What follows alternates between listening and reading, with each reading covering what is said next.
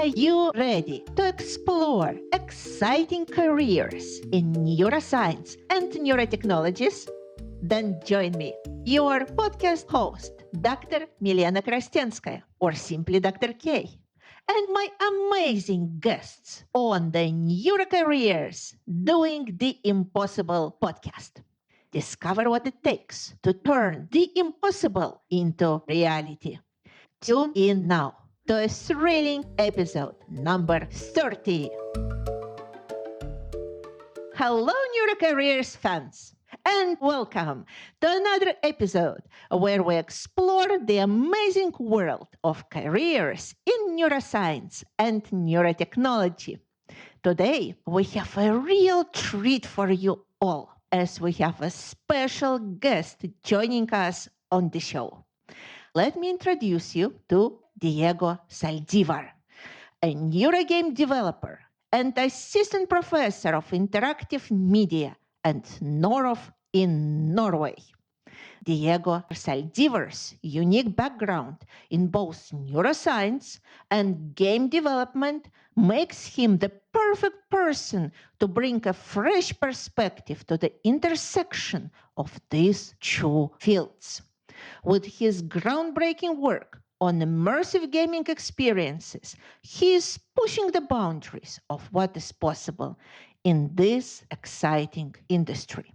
So, get ready to be inspired, learn new skills, and expand your knowledge as we chat with Diego Saldivar about his journey, his work, and his vision for the future of the field.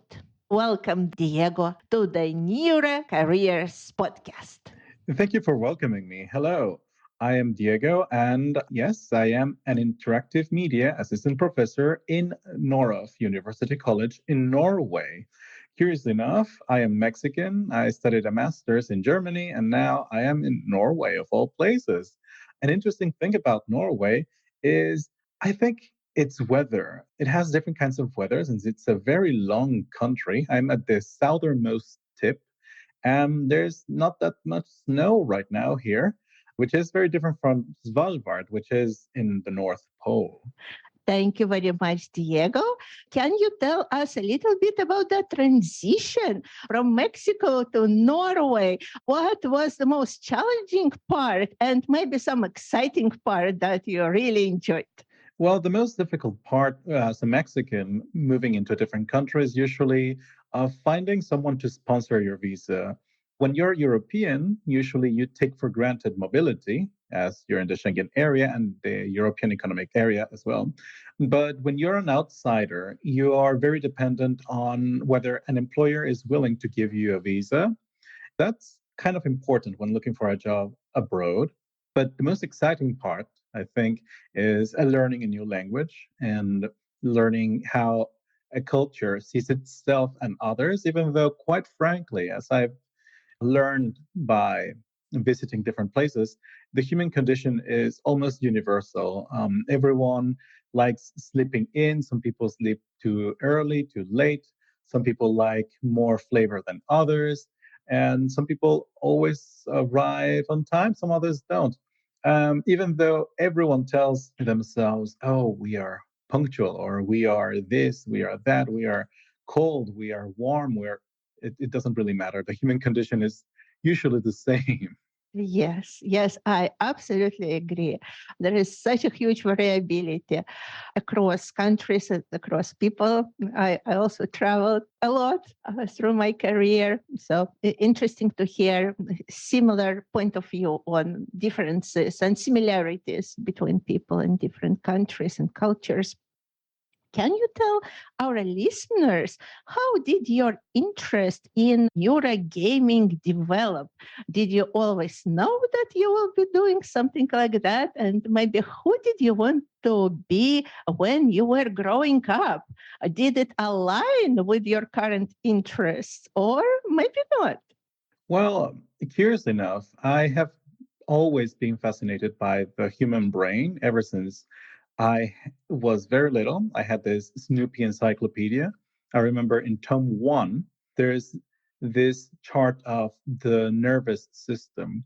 And I used to just watch it for long periods of time. I have always been fascinated by the brain, how it works, and how we can make it work in different manners depending on what kinds of input you give it. But I don't think that my career aligned into neuro game development from an early age. When I was very little, I wanted to be a veterinarian. Later on, I continued developing into, oh, maybe I want to work in international relations because I can speak 3, 4 languages very fluently. Let's try that. Then I just thought, you know what? I want to take my hobby and make it a career. So back then I was working as a photojournalist in Entrepreneurs Network for a massive multiplayer online game, actually, MMO. So I studied a bachelor's degree in animation and digital arts in Mexico. Then I specialized in Germany with game development and research. And then, as I was called to teach game development in Norway, I started looking for more challenges.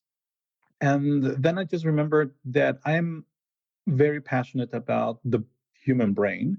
And I still have a bit of a regret not having studied neuroscience. So I wanted to try to reach back to that passion of mine. So, how can I combine video games and neuroscience? Well, neuro games. So, it started working on how can I use neurofeedback in a game engine as a game mechanic. So, right now, I'm exploring neurofeedback headsets in the market. Which ones could be the most accessible for the everyday player? Usually, experiments and research is focused on accessibility or meditation or concentration. But I would like to go further. We can have a rough estimate of someone's mindset while wearing one of these electroencephalograms, EEGs. And I think we can do more than just see if they're concentrated or calm and use that to further deepen the experience in a video game, either narratively or mechanically. So that's kind of my journey into how I got into neuro games. Mhm. Thank you. And from what I see, at some point, all the pieces came together. Your passion from your childhood and fascination with the neuroscience, and then game developing, and also art, animation. So, all together combined led you to what you are doing right now. I remember I listened to Steve Jobs talking about that time when also for him all the pieces came together, and even I think some creativity classes he was taking. I think it was calligraphy. This is how he developed the keyboard. But he says there is a time in person's life when all the pieces come together, and then it gives rise to something really beautiful. So probably this is what really happened. Can you tell us a little bit about this field? How old is this field? Probably not very old, fairly new, but some history behind Neuro Gaming, and maybe some interesting examples of what does it really entail. Yes, indeed. Well, neuro gaming, officially speaking, I do not have the source, but I hear that the first time brain computer interface was used to use action potentials to activate a button for gaming purposes was back in 1988. However, while compiling a list of neuro games, that is to say, video games that use any kind of interaction with the brain as a game mechanic, I cannot find anything that's older than 2012. So basically, the field of neurogames in and of itself, as a, not so much as a field of study, but as a market where people can buy games, play them, and have fun for ludic purposes, is about 10 years old, maybe 15 years old, if we really dig back. I believe that it was around 2002 where there was this game, not so much a video game, but a game, a physical game, where people would use EEG headsets, very simple ones from Neurosky, if I'm not wrong, in order to make a sphere float or go back and forth. It was kind of like a one versus one game where concentrating would allow you to have more control over this sphere in order to beat your opponent. That was one of the first commercially available games which uses neurofeedback as a game mechanic directly. The problem with neuro games as ludic products, in fact, is that they come from the field of neuroscience research, and it's mostly applied for either measuring meditational states or to help with anxiety reduction. So most of the neuro games made back then, 15 years ago, almost 20 years ago, were not commercially available. It was mostly part of therapy. Nowadays, there's much more interest in using neurofeedback as part of a game mechanic, which means that there's growing community of enthusiasts who are taking interest in using brain computer interfaces, which are commercially available, and trying to bridge the gap between neuroscience and game design. Although this is a very young field, as you very well put it, the efforts to use brain computer interfaces for entirely ludic purposes is about 6 to 7 years old maximum. And there's very few companies which offer actual pure neuro games for merely entertainment purposes.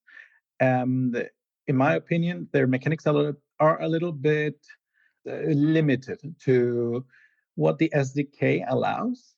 So yeah, it just depends a lot. So that's a brief history of neuro games, so to speak. But yeah, neuro games, as I envision them as playthings, are a very nascent field. It's very, very young. Yes. Mhm. Thank you so much. You already said that there is a community of brain enthusiasts who are interested in creating neuro games. What is behind this interest? What can neuro games give us that is not available with any other games? The main motivation behind a small community of enthusiasts is basically pushing the boundaries of fun. How can we have more fun or become more immersed in our playful experiences? They start using all kinds of things. They can use biofeedback with smartwatches, they can use EEG neurofeedback as well with some bridges into their games. So it's just the idea of how can we have more fun with the current technologies and how can we reach the dream of being able to immerse ourselves into our games to such a degree that we can no longer make a difference between reality and the games, which has been presented in science fiction media for about 20, 30 years now, like The Matrix, Sword Art Online, to name a few, where there's this fantasy of being able to immerse yourself in a reality that's different from our own. Maybe you can give some examples of how already this possible integration of virtual gaming and reality is happening. Of course, I understand that we don't have the full integration already, but what is already available in this domain? Yes, of course.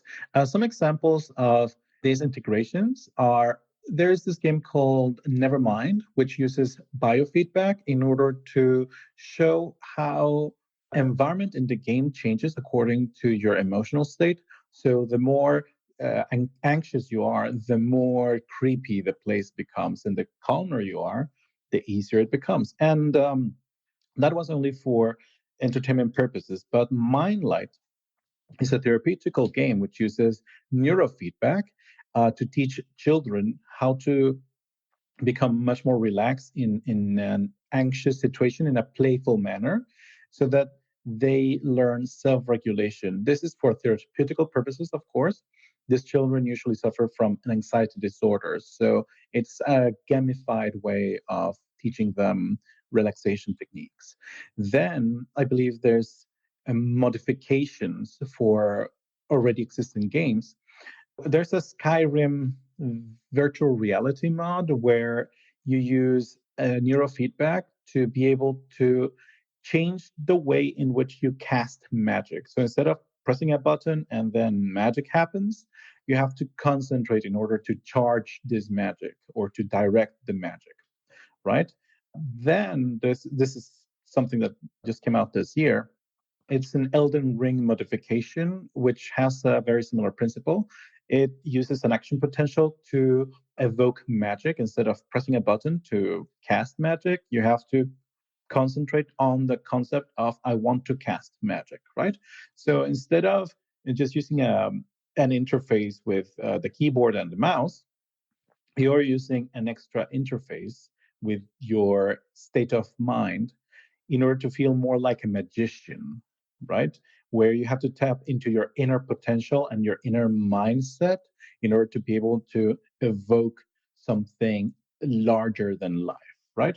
So those are examples of how neurofeedback has been integrated into games to become much more immersed for either ludic purposes or sometimes therapeutical purposes as well. Mhm. Yes, absolutely. I also know about the events where people who are unable to move, they have possibility to compete with each other by using brain computer interfaces. So I think this is also a part of neurogaming development. Can you tell us a little bit about that? Yes, I'm not quite certain about the competitions in and of themselves. I have only participated in BCI Game Jam last year in December, where the point was to develop games that use brain computer interfaces to bring accessibility and fun to kids with certain amounts of paralysis and who already use brain computer interfaces on a daily basis. I have watched actually some conferences where people who are mostly fully paralyzed, I think it's called locked in syndrome, use brain computer interfaces to be able to use robotic arms, or in the case of one specific person, he uses brain computer interfaces to fully play a game. And he's the only neurogamer that I personally know of, which uses a brain computer interface to completely replace the keyboard and the mouse as a gaming interface. Of course, he uses an invasive brain computer interface. It's inside his skull. So it has much more reliable data and it's closer to the brain, of course, which means that the data is clearer and it's just much better data than you could use with a non invasive headset, of course. So those are the ones I know of. And this is mostly neuro games developed for accessibility, which is using brain computer interfaces as a way to replace an interface that abled people would use on a daily basis. So, yeah, these games are a way of pushing the community into not only thinking of accessibility, but also into thinking of what possibilities there are for people who, up to this point, we would think have no possibilities to engage with the abled community in ways which require dexterous skill. So instead of using your fingers, your arms, your legs, whatever it is to play a game, you just use your mind. So it's just bridging that accessibility gap. So that's as much as I know. And I have little experience there. I have dabbled and experimented as well. But usually the paradigms used for accessibility purposes sometimes differ a little bit with the paradigms used for enhancing purposes or extension purposes. The gaming community, which I previously mentioned, wants to extend their abilities, whereas the disabled community would like to kind of replace certain ways of interaction, which is no longer available to them. So it's a bit different in the workflow when it comes to game design and the user experience when it comes to gameplay. Yes, yes. So, and you are specializing more in the first part when people want to extend possibilities. Yes. Yes, I'm much more interested in extending possibilities. So far, because of where neurofeedback comes from historically, people are trying to replace buttons, replace the mouse, replace the keyboard. So sometimes businessmen, when they're creating new interfaces, they think of games played only with your mind. But the problem is that our interfaces today, the non-invasive ones, have such limitations as to not be able to fully replace interfaces like they intend to do, which is fully replace a keyboard, fully replace a mouse. So as a game designer, I think that it would be best to extend the keyboard, to extend the mouse, to extend the controller. So we have extra buttons which we can press with our mind, which would be a bit more feasible with the current technologies that we have at hand for commercial purposes. Of course, medical grade interfaces or even invasive interfaces may have much better capabilities, but the larger gaming market may not be ready to replace a chip in your inside of your skull every 2 3 years in order to upgrade. And of course, I believe that if the headset costs more than a cell phone, people will not be inclined to buy it for daily usage. So that's where I'm coming from as a game designer. Yes. So, of course, my main interest is to extend rather than to replace. Yeah, I understand. It's a valid approach. And this, in general, conversations and discussions, probably we hear at all BCI conferences. What should we do? Should we use invasive BCIs and then have surgeries of replacement each 2 years? But then we have 24/7 access to this possibility to an external world by using our brain, or we can just use BCI that is not non-invasive, which also has its pluses. So from what you are saying, you are more proponent, at least at this point, of BCI development of more non-invasive EEG-based brain-computer interfaces. That's correct. I think that modern technology is not yet ready to put a chip inside everyone's head simply because the technology is not ready to fulfill people's expectations. We have been fed a narrative by science fiction that we can make calls with our mind, we can see holographic displays projected into our eyes, which is something that modern technology just cannot do. We would love for it to do it. And every businessman will pitch the exact same pitch, which is imagine if the future was today, give us money so that we can try. But from an engineering point of view, from a scientific point of view, the technology is just not there.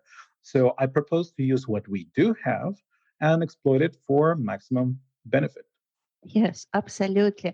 This brought me to a concept of neuro myths. So, different myths about the neural system, and there is a lot cognitive neuroscience and other areas. So, what you said brought me to a question about the myths about neuro gaming. Can you maybe tell about several myths that you see in the community among people, among business developers about neurogaming so that we would be more clear on what it really is and what it isn't at the moment? Of course. So, one myth that I encounter a lot is neurogaming is impossible. It's something that cannot be done. It's something that's a future thing. It's something that only rich people could afford. And it's something that it would be having a high barrier of entry. I believe that is a myth because I have already created plug and play neuro games, which I usually showcase in conferences and whenever I want to prove, hey, neurogaming is something we can do today.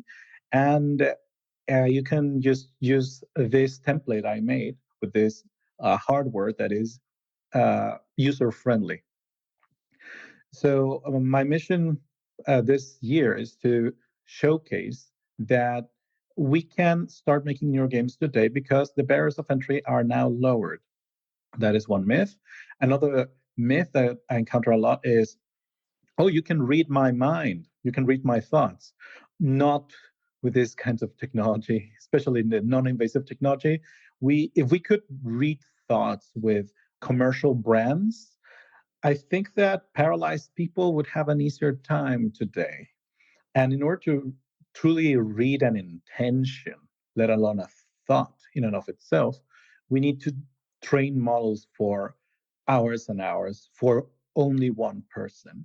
So we would be so lucky to be able to read thoughts, but no, that's not possible. And when it comes to the next myth, which is the fear of, hey, are you selling my information to someone outside? Like Facebook has done, for instance, or Twitter, or everyone who uses cookies has sold our information for profit.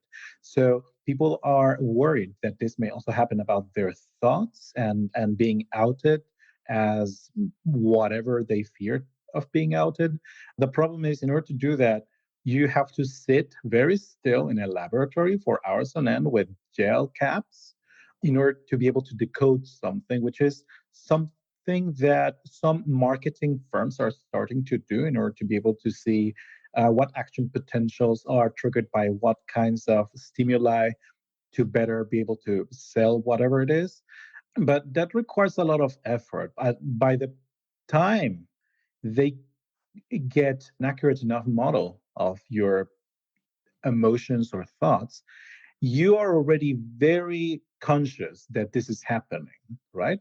So that's another myth that I encounter. And one myth that I encounter a lot is that brain computer interfaces have very low latency, or that they respond immediately to your will. And that is very far from the truth. There's some latency to these technologies. You cannot just say, oh, red, and immediately you have red. You have to concentrate on it for a little bit so that the trained models understand, oh, yeah, they're thinking about red, right? So I don't think that neurogaming would still be ready for the impatient.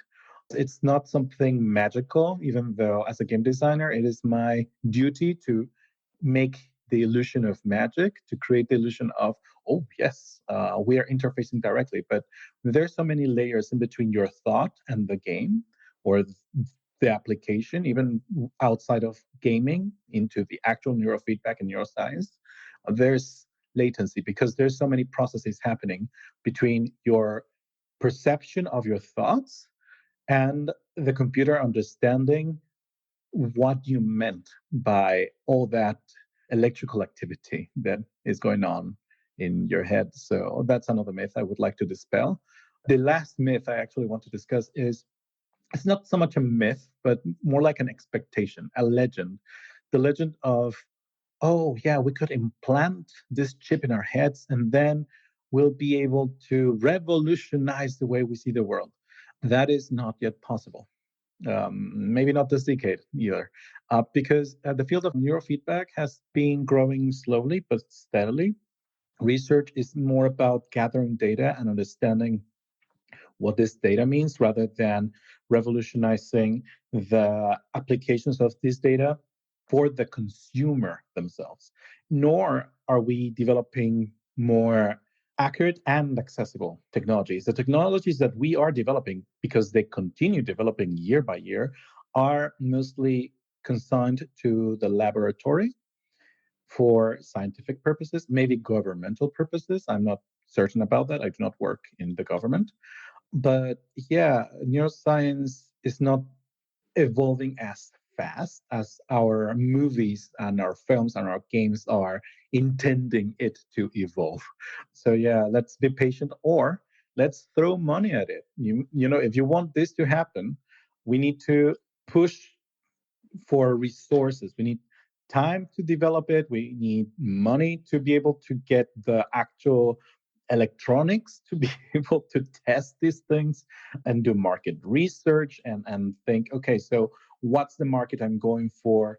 And what is the experience I'm trying to develop, et cetera, even outside of Neuro Games. So yes, those are the myths I usually encounter in this field.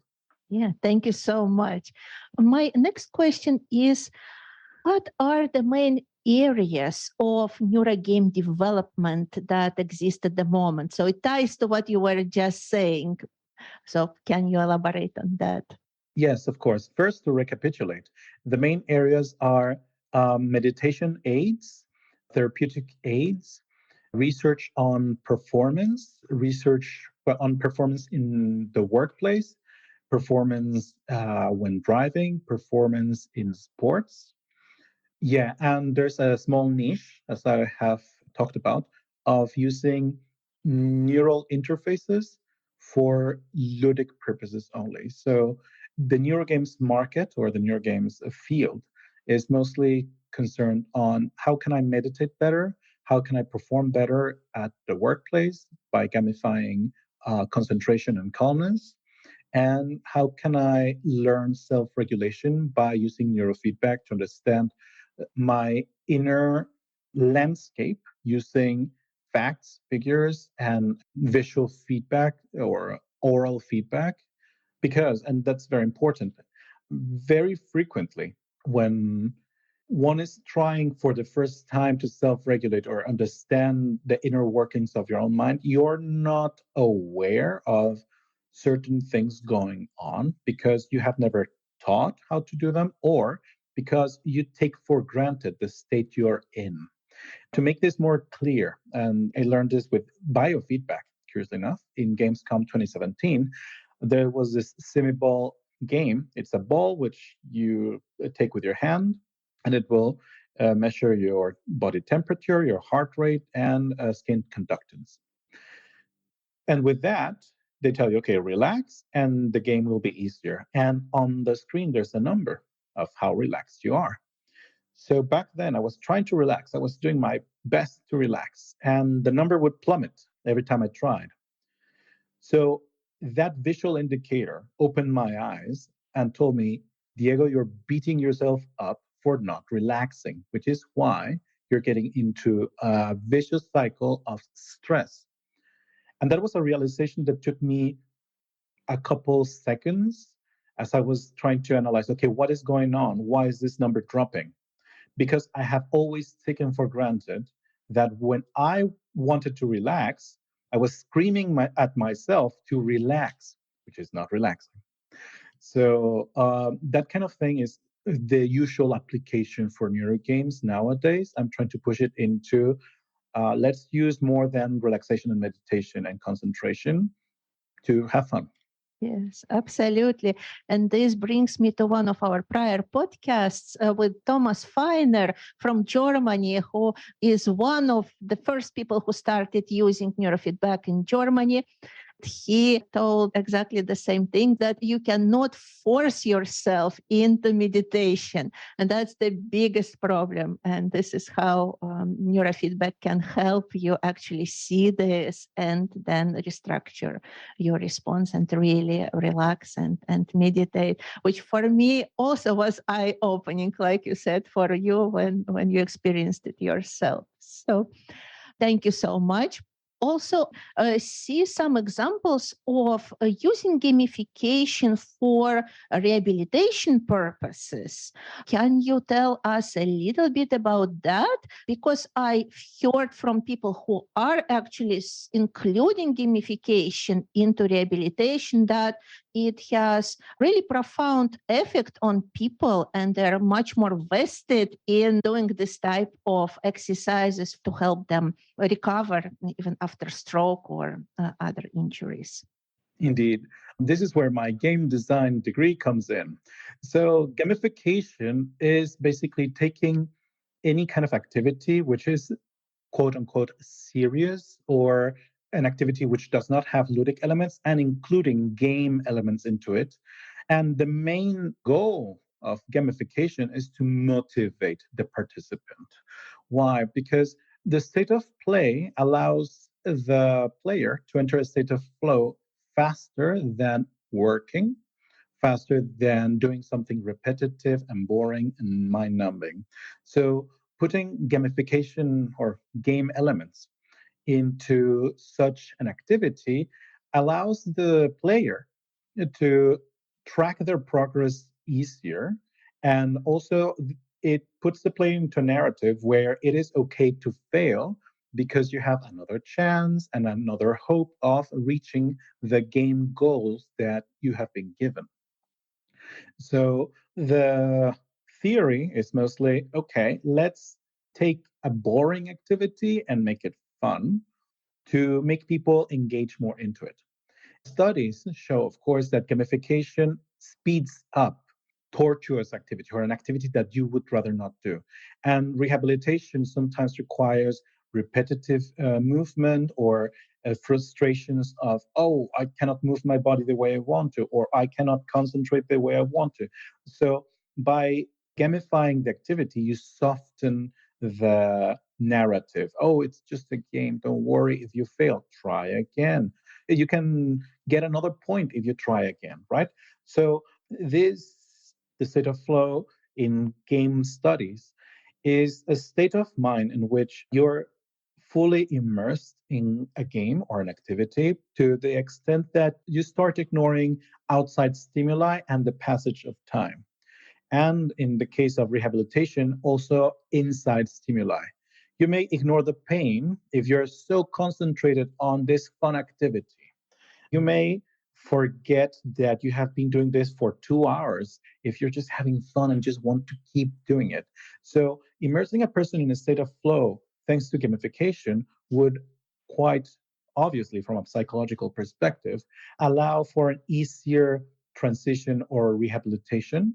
I've seen some companies using VR for rehabilitation in order to immerse people even further into a game and facilitate a state of flow that would in turn facilitate a faster recovery or at least a less painful recovery by putting people in a different world, which is why a few minutes ago I was talking about the motivation to really immerse yourself in a world that's outside of your own. In the case of rehabilitation, you want to forget the pain and the trauma. So if you put a person in another world or in another state of mind, such as a playful state of mind, things will be much easier for them in the short and long term. Mhm. Thank you so much. And what are your personal goals in your game development? Where you are now? What are you doing? And then the next question, what would be your next steps? Where do you want your neuro game developing journey to bring you? Well, this year I have the goal of experimenting with the cheapest brain computer interface I can and try to see if I can make a plug and play example of, yeah, put this band on and start playing, right? But cheaper. So far, I have been able to lower the barrier of entry for game design. I have a template. You just make a game with this and this numbers that you're being given by the headset.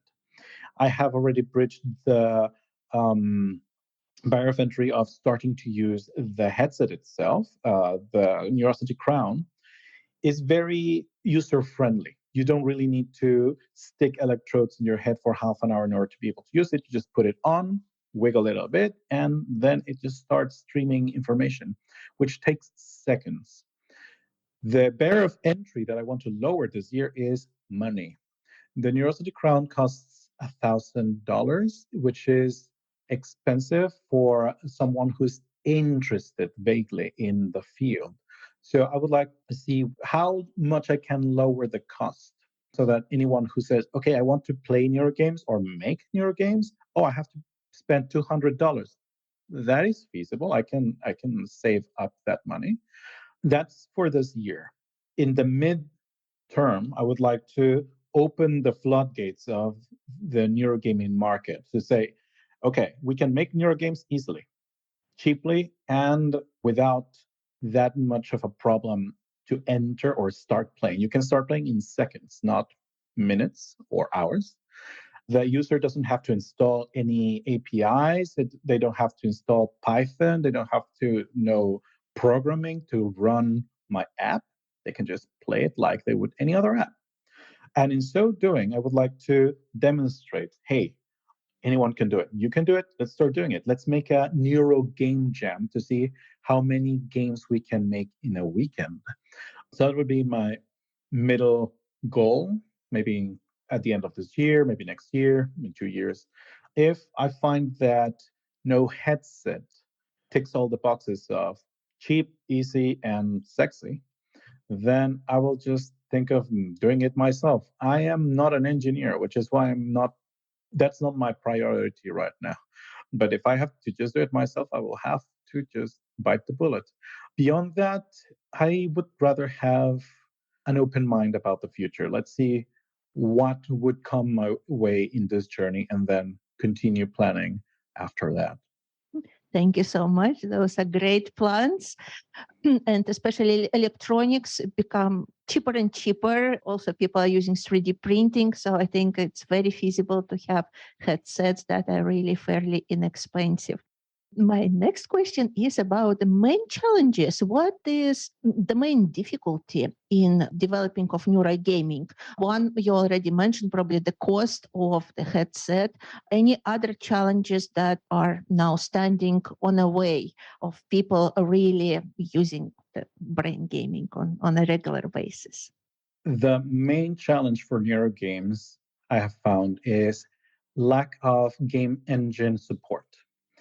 When anyone makes an EEG headset or a neurofeedback headset of any sort, they usually make it thinking of engineers, scientists, and other enthusiasts who are usually the kind of people who have a degree in computer science.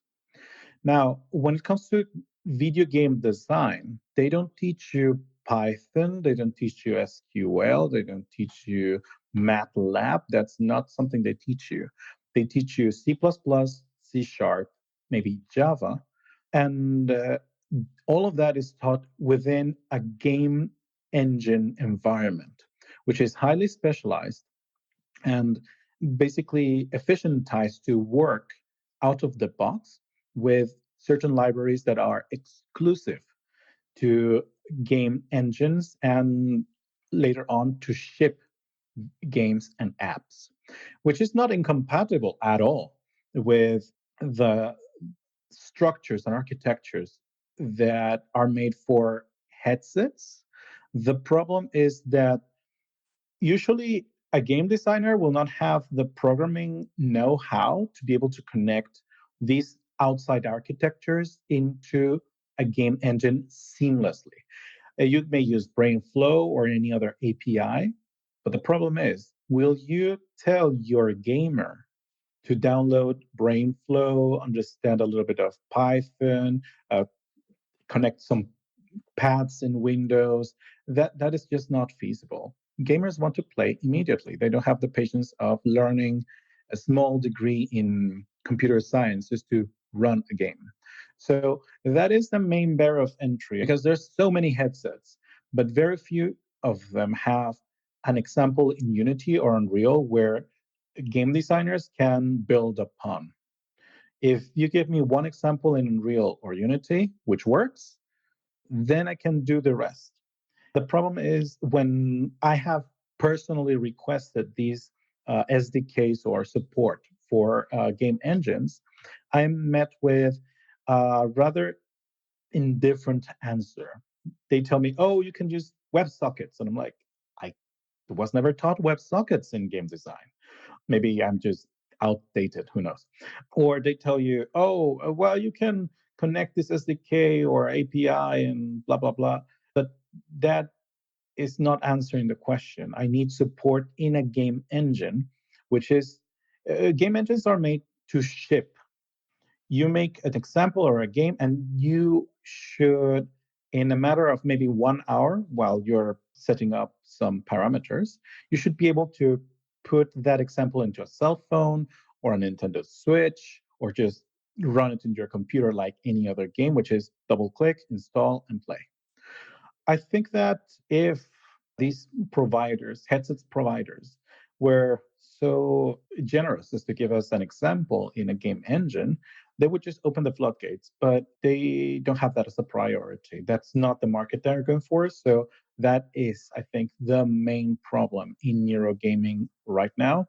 We are um, dependent on open source enthusiasts who are generous enough to give us an SDK or an example.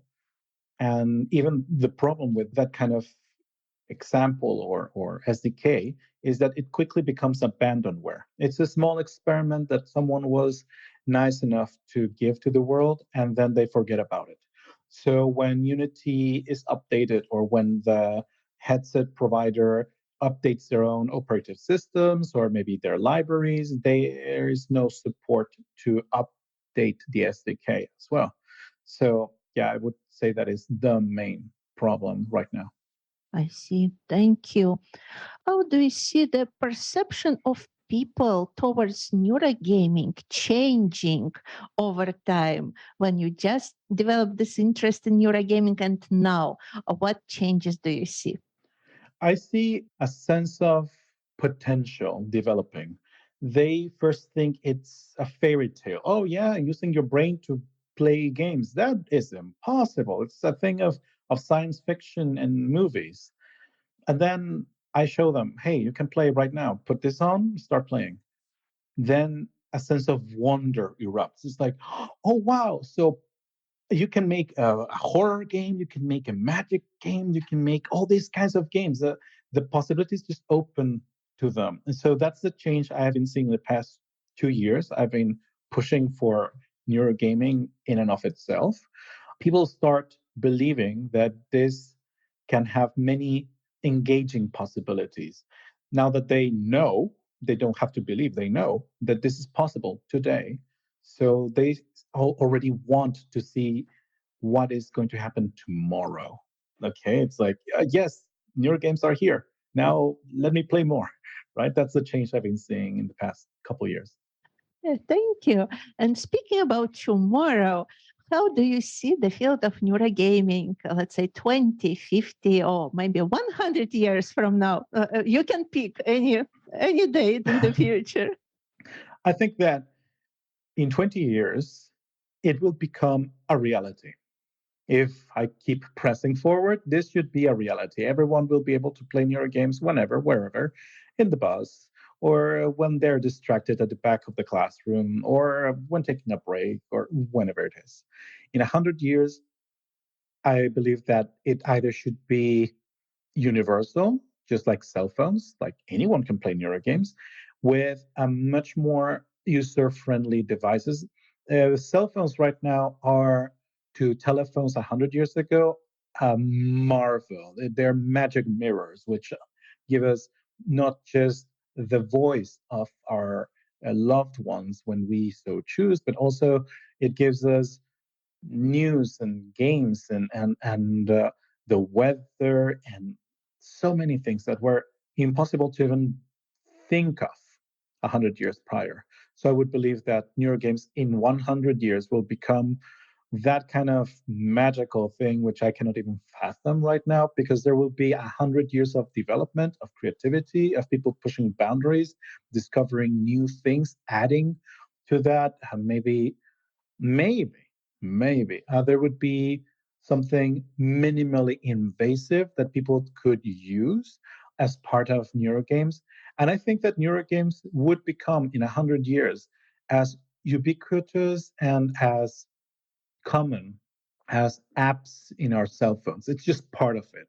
But gaming has pushed for about 30, 40 years the boundaries of technology in ways that technology did not intend.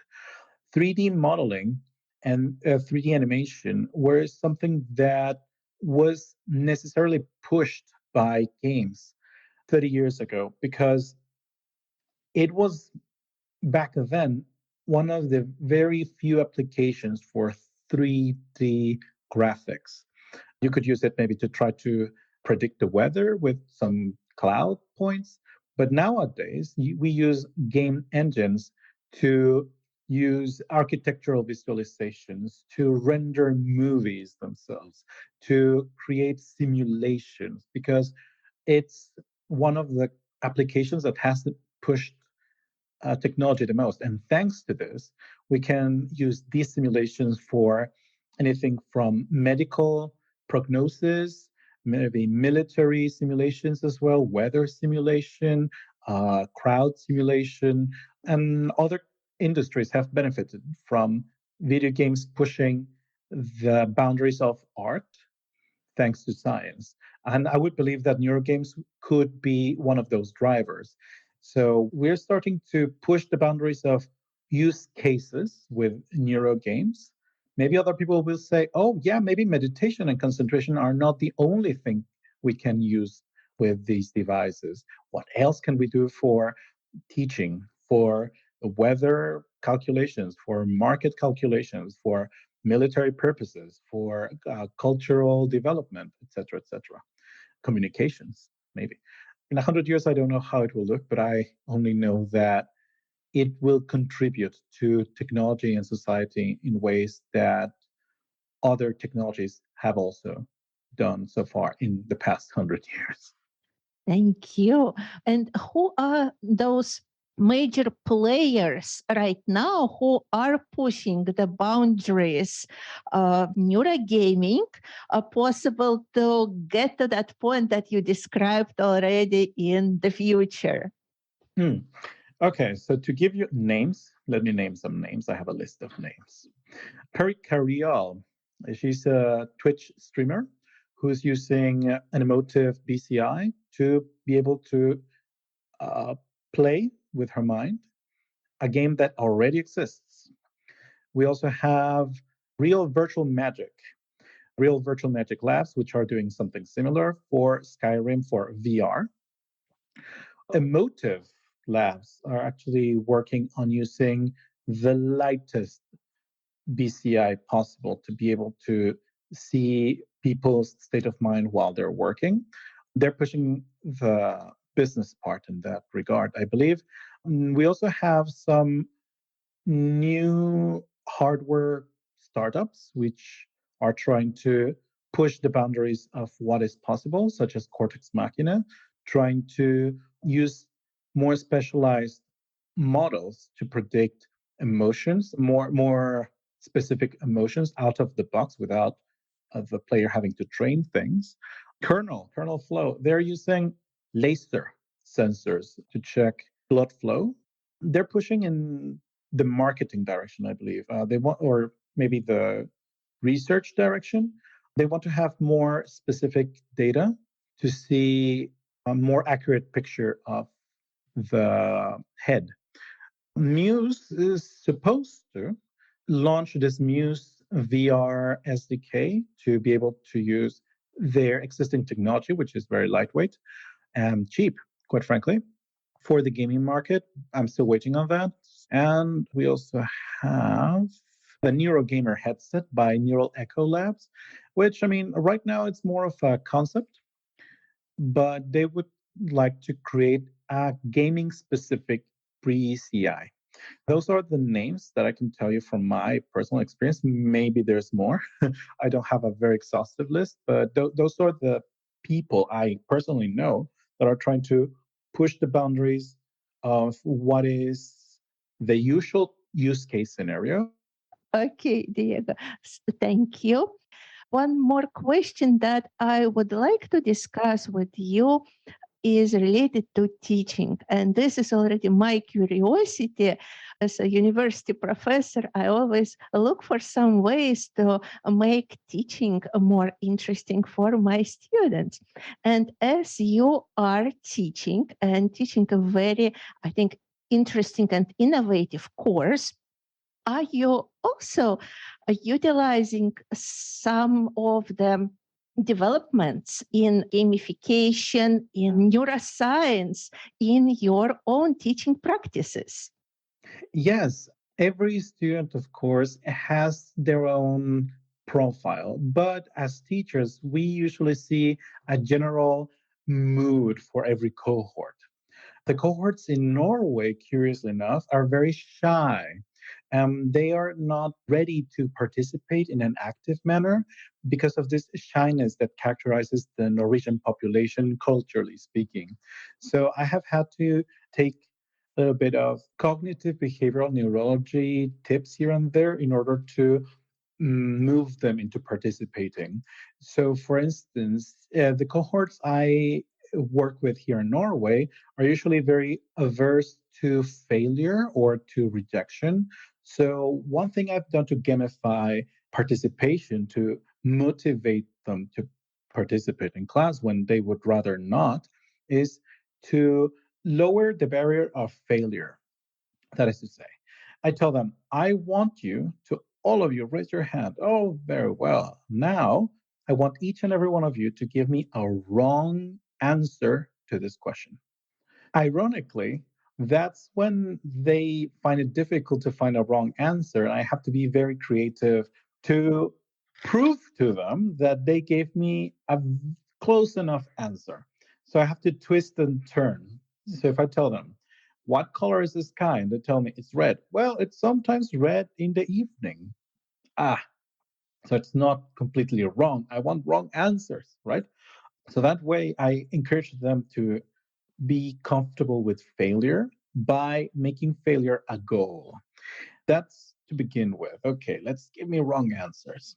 Now give me stupid questions, only stupid questions. And then I prove to them that not all of their questions are stupid, which allows them to feel, oh, okay, so I can ask any question without feeling silly because I am encouraged to give a stupid question first, right?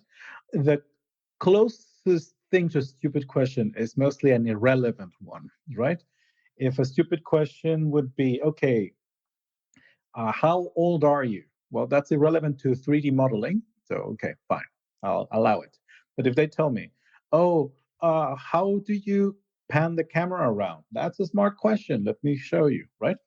And then in later years, what I do is, okay, we're going to be developing a project by ourselves. It's going to be self led.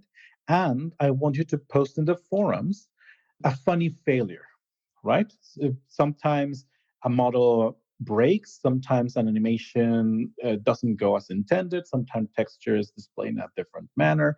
And sometimes these kinds of failures can be funny because they are either unexpected or they push the boundaries of, again, expectations or the system itself.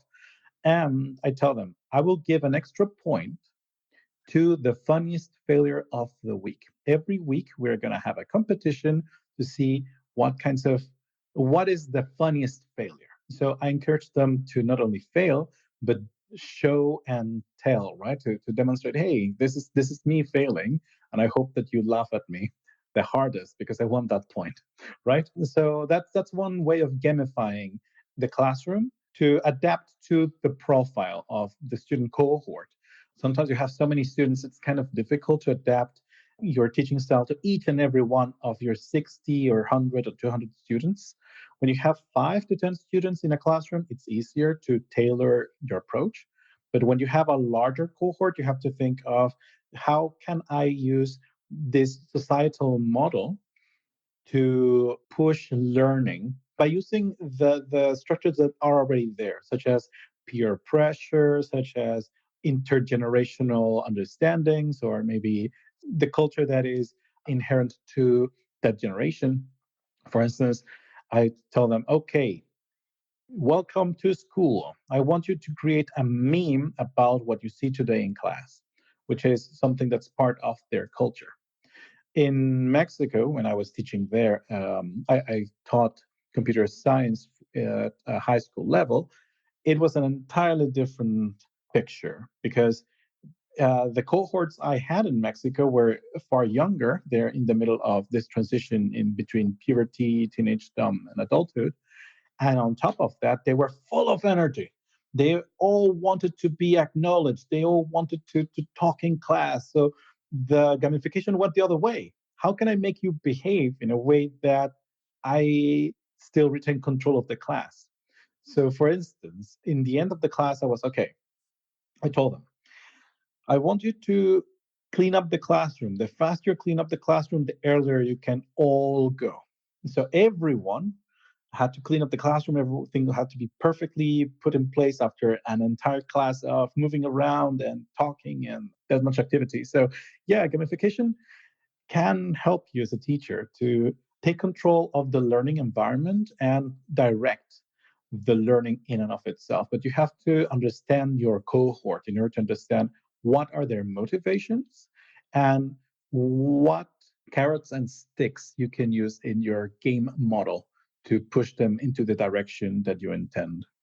Thank you so much. Such beautiful examples. I think I will use some of your approaches in my teaching as well. So, thank you. Another question is, what is the most interesting thing that you learned over the years in this area of neuro gaming and game design? I think the most interesting thing I've learned is the reality of neurofeedback. I, just like everyone else, believed in the myths of neurogaming and neurofeedback, which I have talked about before. And as I actually learned what are the capabilities, how EEG records or detects neural activity, and how data has to be trained in order to be able to respond in an effective manner. All of these things I had no idea about. I just saw them from an outsider's point of view. So I think that the most interesting thing I learned was reality, the facts. So how does it work and how it breaks and how to solve that? I think that's the most interesting thing. Mhm. Thank you. And what was the most unexpected thing that you absolutely didn't expect, but it actually proved to be true?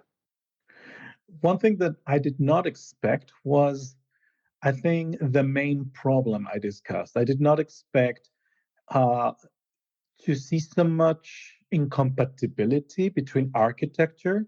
I thought that the publicity was true. I bought the publicity practically. Everyone who sells headsets, everyone who sells electroencephalograms for the consumer market will tell you, sure, you can use it to play games, but they don't ensure that you can. They tell you you can, of course. Oh, yes, of course, you have to do it yourself. You have to spend your time, your resources, and you have to get a mini degree in many sciences and arts to make it happen. Oh, but yes, you can, of course, play games. I did not expect that to not be actual truth, but just potential. So that's the thing I learned. Yeah, the publicity is overinflated. I just saw some publicity from one of these headsets I've been using, and they overinflate possibilities. Imagine a world where this happens. We can solve all of the problems of the world and blah, blah, blah.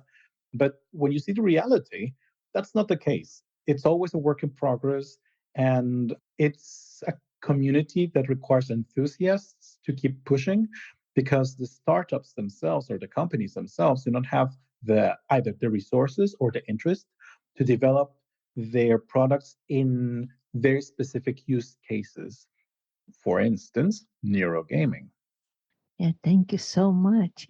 And as our podcast is geared toward facilitation of careers, neuroscience, neurotechnologies, what can you suggest to people who want to establish a career, let's say in neurogaming technology that you're specializing in at the moment? Of course, gaming, just like neurogaming, requires a wide array of not only personalities, but also skills. So I would recommend anyone who's interested in the field of gaming or neurogaming to first explore which kind of field or approach they would like to contribute in. Do you want to do the art? Do you want to do the programming? Do you want to do sound? Do you want to do animation? Do you want to do texturing? What is it that is calling you? What part of this universe building process is calling you? Explore that and then start making either a portfolio or start studying online, YouTube, Udemy, and there's other platforms, which I mean, I haven't used them all, which teach you a set of skills which are very specific to, for instance, audio or game programming or game animation. So I would recommend people to first explore their interest and then deepen their understanding of that interest. Then they can start joining game jams, they're called, can be either online or in person, where basically you gather for a weekend to make a small attempt of a game. That way, you start learning the workflow of working in a team. Games are most of the time a team effort. Very few people are generalized enough to be able to make a game by themselves. It's not impossible, of course, it just takes more time. So, I would highly recommend people to learn first the skill set they're interested in, and then how that skill set is used in a team environment. When it comes to neuro games, this could be either programming using these brain computer interfaces. You could go in for engineering, creating a BCI from scratch. You can absolutely do that using OpenBCI or other market ready bits and pieces. You can also print your own. If you're much more into art, try to explore how the data that comes from BCI can be applied to art procedurally most of the time. So, yeah, that would be my 2 cents on if you're interested in a career in neuro gaming or just plain gaming, explore your interest, then how that applies or contributes to the larger picture. Mhm. Thank you so much. And another question about the careers. What helped you the most in developing your career? I remember that at the very beginning of our conversation, you were talking about knowing languages. This was one of the things that probably helped you with your international career. So, if this is one of the things that you consider were helpful, and maybe something else that really helped you to be successful in the area that you are in at the moment. Languages specifically, well, yes and no.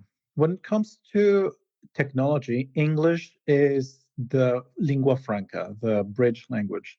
So anyone who is interested in going into an international setting must learn either English, Chinese, or the language of a country they're interested in. For instance, Japan has a very self contained market, so you have to learn Japanese to enter that market.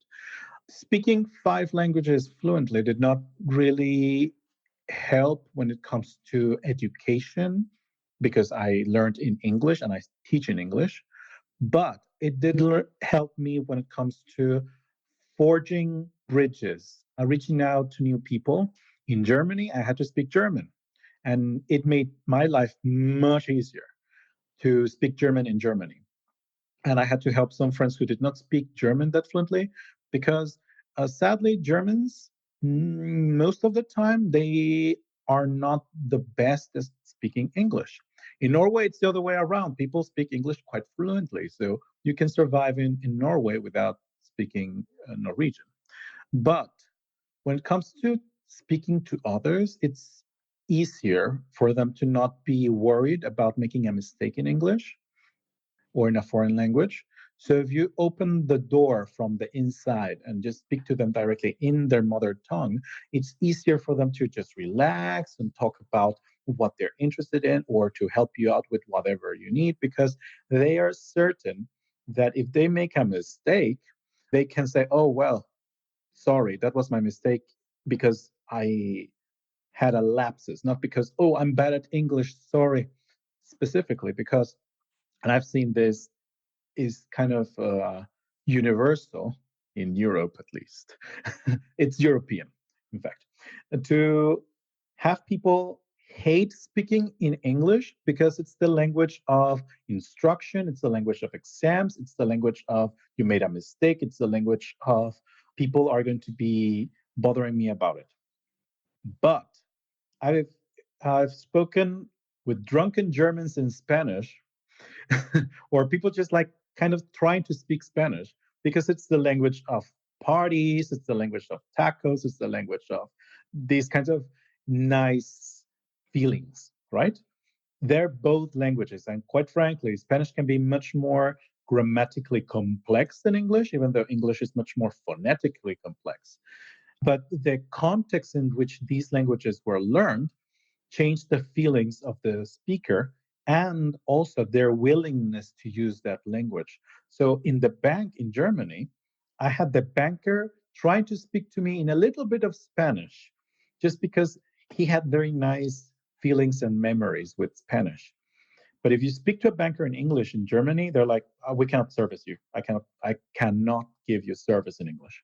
It's very curious how that happens. And it's just psychological. It's not even cultural. Because some people could tell me, oh, it's because of World War II and whatever. The generations of today have been traumatized by very different things. English is a bit of a trauma from school because you were obligated to learn it or else. But Spanish is the language of parties, right? So, yeah, speaking different languages helps open doors, socially speaking. But when it comes to technology, English and Chinese may be the best languages to learn to open business doors. Yeah, thank you so much for that. We are talking about Chinese.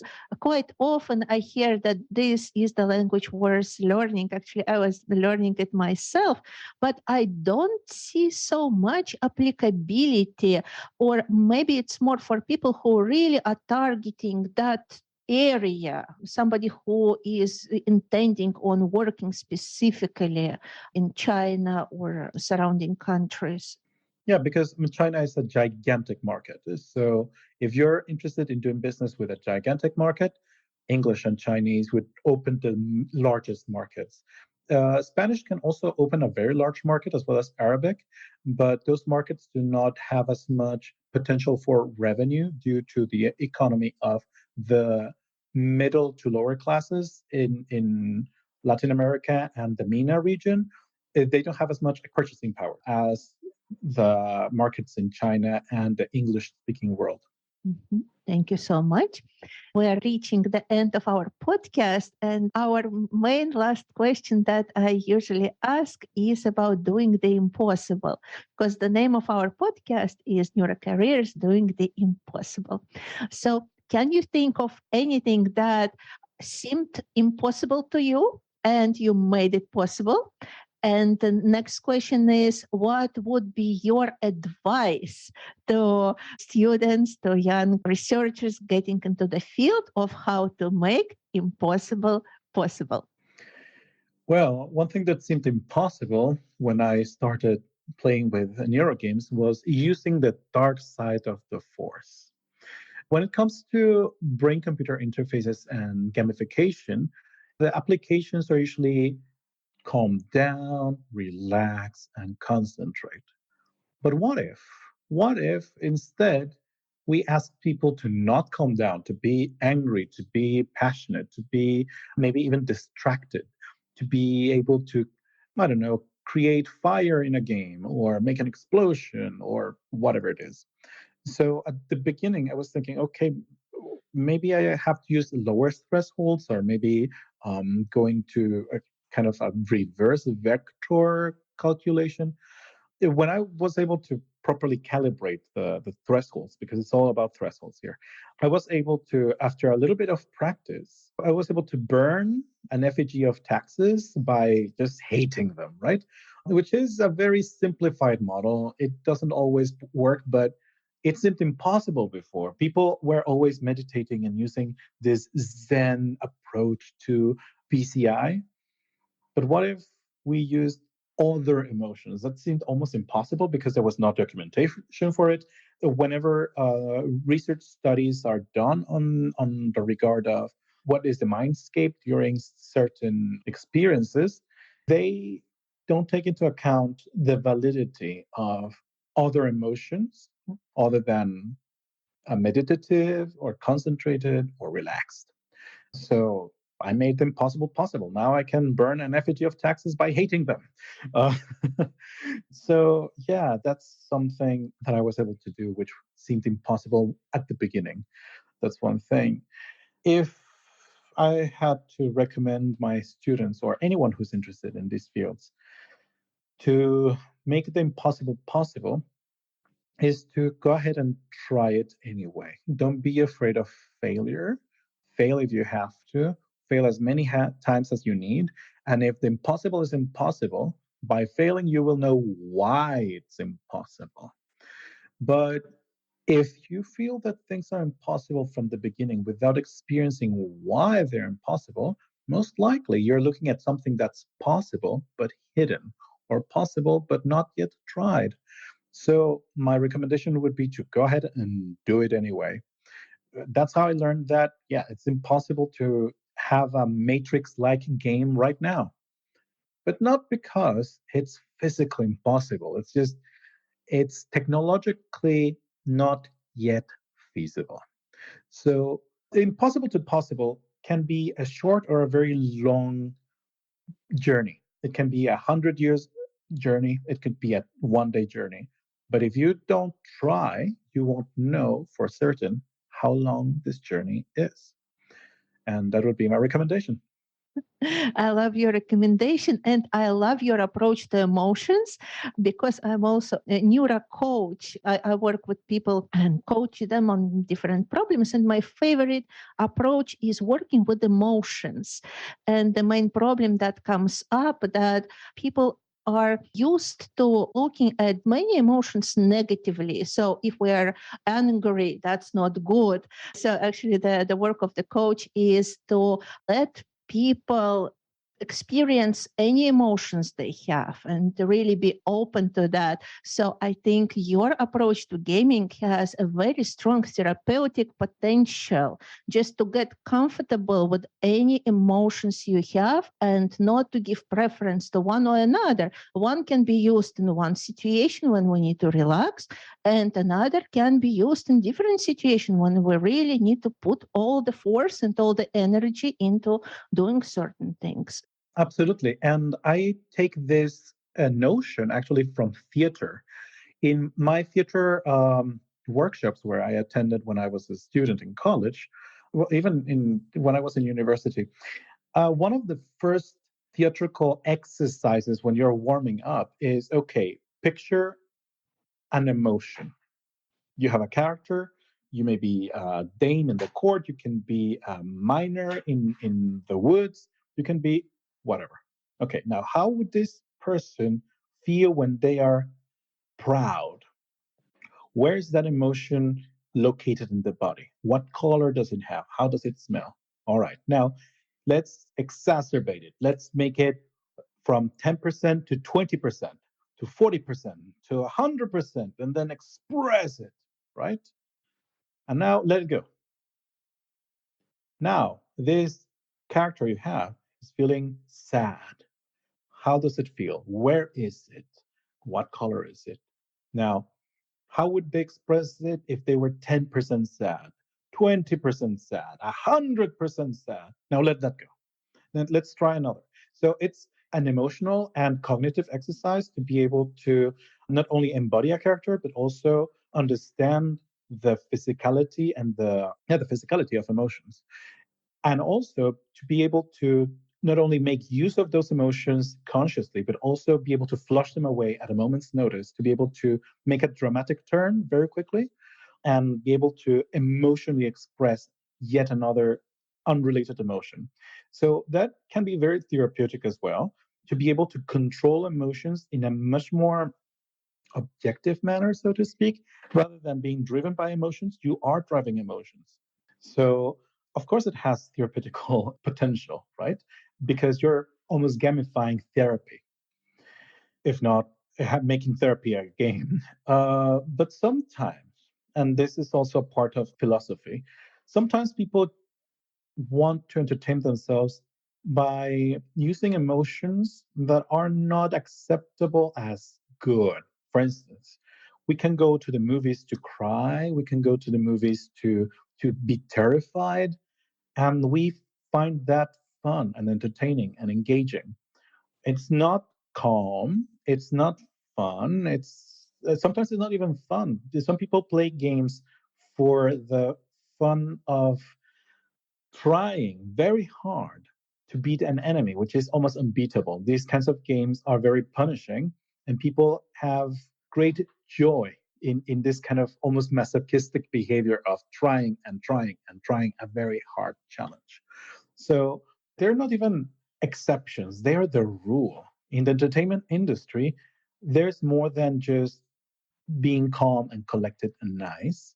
There's so many more emotions to explore. And I think that a mature approach to entertainment needs to allow for a wider range of emotions being felt for the purpose of entertainment. Yes. So yeah, I can see how this can be therapeutic when a person has a model of emotions that is very black and white or very rigid, to be able to safely and engagingly explore other emotions without the uh, invalidation of this is bad, this is wrong, this should not be, but rather, oh, this is part of the game. This is what I'm supposed to feel, and this is my reward.